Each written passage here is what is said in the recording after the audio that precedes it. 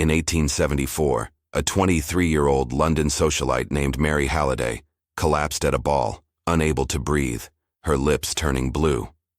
When doctors cut through her corset laces, they found her ribs had been compressed so severely that they overlapped, reducing her lung capacity by 60%. Her physician, Dr. Robert Dickinson, documented that her liver had been forced upward into her chest cavity, creating a horizontal crease across the organ that would never heal. Mary survived, but thousands of Victorian women weren't so fortunate. They voluntarily crushed their own bodies into steel and whalebone cages, slowly deforming their skeletons and rearranging their organs, all while doctors not only approved but prescribed even tighter corsets as medical treatment. This is the disturbing true story of how Victorian physicians convinced women that their bodies would literally collapse without corsets, creating a multi-billion-dollar industry of medically endorsed torture that killed thousands and left millions permanently disfigured. But before we explore how doctors turned female suffocation into a medical necessity, make sure you hit that subscribe button and ring the notification bell, because in our next video, I'm revealing how Victorian women literally poisoned themselves with arsenic wafers and lead face paint just to achieve that fashionable corpse-like complexion. Trust me, you'll never complain about modern beauty standards again. The medical establishment's endorsement of corseting began with a fundamental belief that women's bodies were inherently defective. Dr. O'Followill, writing in the British Medical Journal in 1868, stated that the female spine was incapable of supporting the body without assistance. Women's internal organs, doctors claimed, were loosely attached and prone to wandering, similar to the ancient Greek concept of the wandering womb. The corset, therefore, wasn't fashion, but medical equipment, as essential as a leg brace for a cripple. Medical textbooks from the 1850s taught that uncorseted women would develop curved spines, prolapsed uteruses, and displaced stomachs. Dr. Samuel Thomas von Soemmering's influential anatomy text showed diagrams of supposedly uncorseted women with grotesquely sagging organs, though these illustrations were completely fabricated.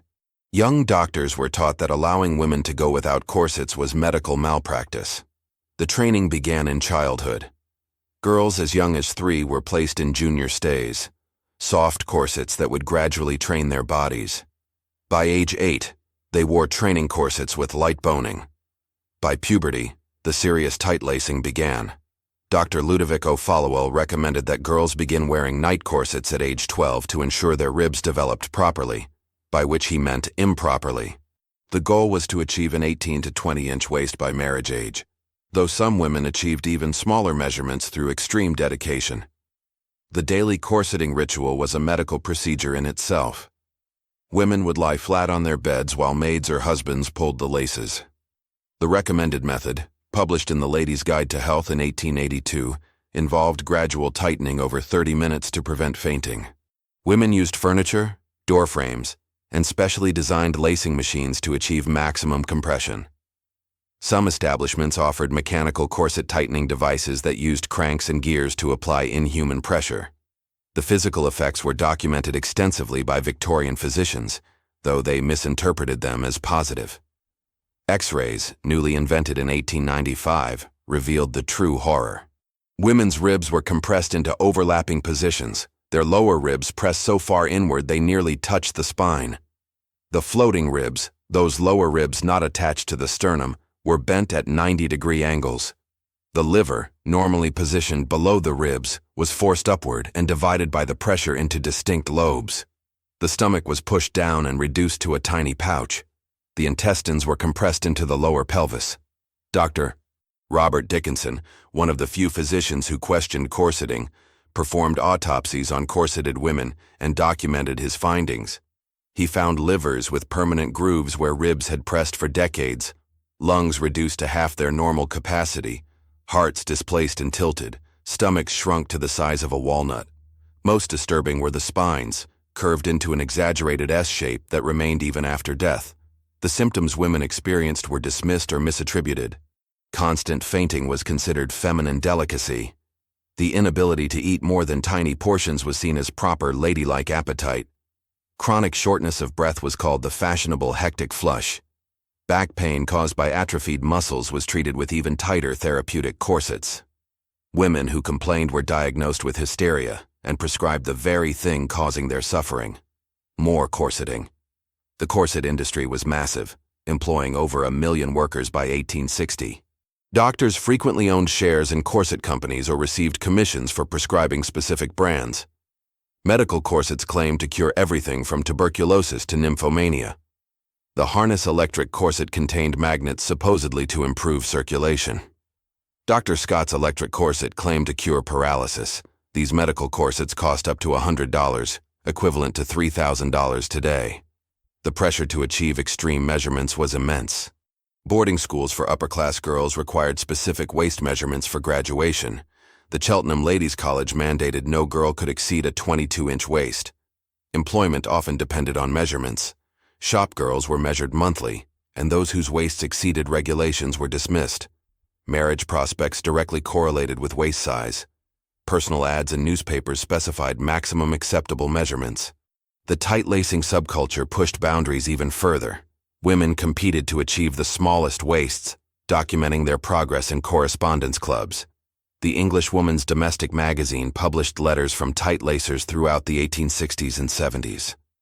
Women described reducing an inch per month, the pain they endured, and their pride in achieving measurements as small as 18 inches. Some claimed 16 inches, though these claims were likely exaggerated. The methods they used were extreme. Some women had their lower ribs surgically removed, though this was rare and dangerous. More common was wet lacing, where corsets were dampened and worn until dry, shrinking like leather. Women slept in their corsets, never removing them for weeks. Some were literally sewn into their corsets each morning. The most extreme practitioners used corset piercings, rings inserted through the skin that laces passed through, making the corset part of their body. The health consequences were catastrophic but rarely attributed to corseting. Chlorosis, or green sickness, reached epidemic proportions among young Victorian women. Symptoms included difficulty breathing, heart palpitations, digestive problems, and a greenish complexion from lack of oxygen. Doctors prescribed iron tonics and, ironically, tighter corsets for support. Women suffered from constant indigestion as their compressed stomachs couldn't properly digest food. Many survived on liquid diets, further weakening their health. Pregnancy while corseted was particularly dangerous. Women continued wearing corsets throughout pregnancy, merely loosening them slightly. Maternity corsets advertised the ability to hide pregnancy until the final months. The pressure on the developing fetus caused miscarriages, stillbirths, and birth defects. Doctors noted increased infant mortality among tightly corseted mothers, but attributed it to moral failings rather than physical compression. The psychological effects were equally severe. Women who had worn corsets since childhood couldn't stand or sit without support. Their back muscles had completely atrophied. When corsets were removed, women experienced panic attacks, feeling like their bodies were falling apart. This reinforced the medical belief that corsets were necessary. Women became physically and psychologically dependent on their torture devices. Some women resisted. The Rational Dress Society, founded in 1881, campaigned against tight lacing. They were ridiculed as unfeminine and radical. Women who refused to corset were considered mentally ill. Families had daughters institutionalized for refusing to tight lace. The choice was stark: conform or be cast out of society. Even reform corsets advertised as healthy still compressed waists to 22 inches or less. The death toll from corseting is impossible to calculate. Death certificates never listed corseting as a cause. Women who died from compressed organs were recorded as dying from apoplexy or heart failure. Those who slowly suffocated from reduced lung capacity were listed as consumptive. The countless miscarriages and stillbirths weren't statistically tracked. Conservative estimates suggest thousands of women died directly from corseting, with millions more suffering permanent health damage. The practice didn't end with the Victorian era. Edwardian S-bend corsets were even more damaging, thrusting the chest forward and hips back, destroying spines. It wasn't until World War I, when women needed to work in factories, that corsets finally began disappearing. The steel used in corsets was needed for the war effort. Women who had been told their bodies would collapse without support discovered they could function perfectly well, uncorseted. When archaeologists excavate Victorian cemeteries today, they can immediately identify corseted remains. The rib cages are permanently deformed, compressed into an hourglass shape that persisted after death. These skeletons are monuments to medical malpractice, physical evidence of how doctors convinced half the population to slowly crush themselves to death. The Victorian corset represents one of history's most successful campaigns of medically endorsed body modification, where physicians used their authority to convince women that torture was treatment. What's most disturbing isn't just the physical damage, but the medical gaslighting.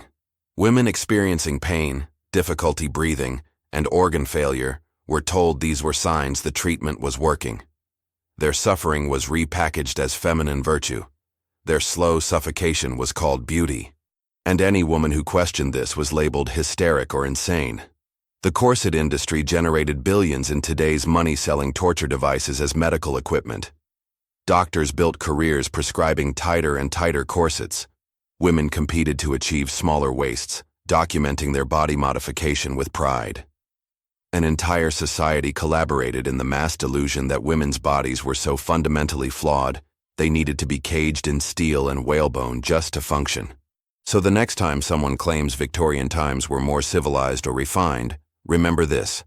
Respectable Victorian physicians prescribed devices that broke ribs, displaced organs, and slowly suffocated women to death.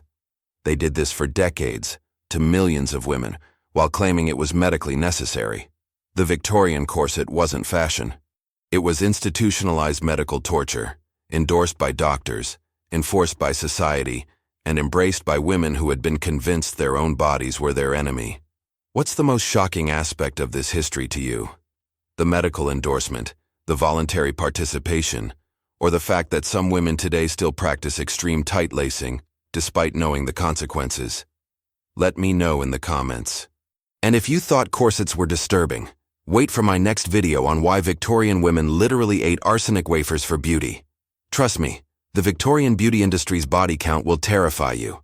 Remember to like and subscribe, and be grateful for modern medicine that doesn't require you to break your own ribs to be considered healthy.